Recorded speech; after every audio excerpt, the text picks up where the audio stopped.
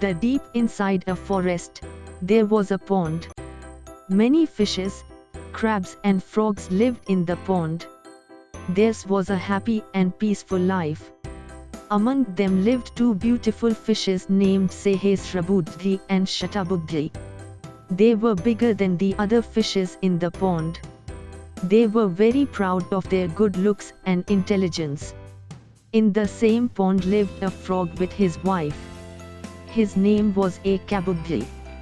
The fishes and frogs were good friends. They all led an undisturbed life.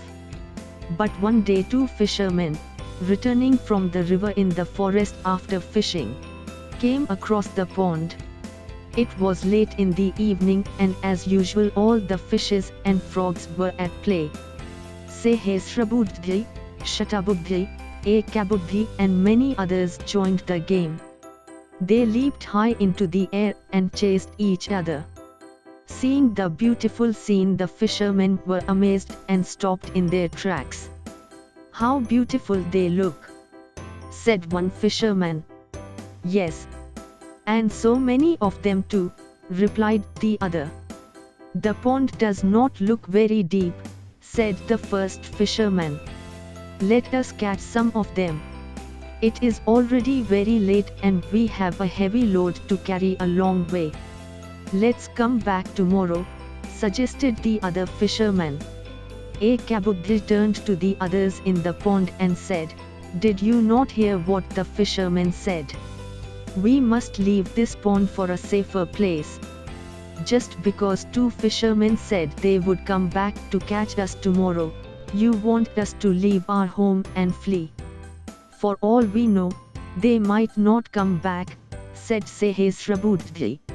"Even if they come back to catch us, I know 1,000 tricks to get away.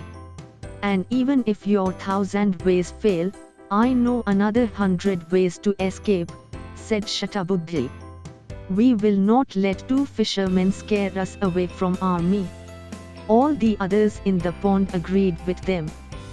"Well, I know only one trick," said Kabudhi. "To leave the place before danger strikes."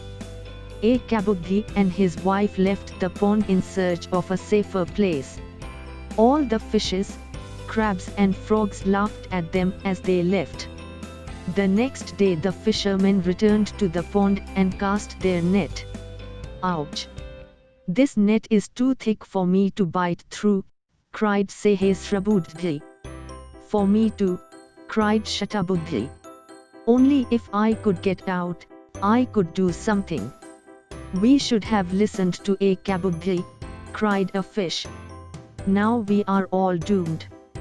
The fishermen caught them all and put all the fishes, frogs and crabs into a big basket and took them away.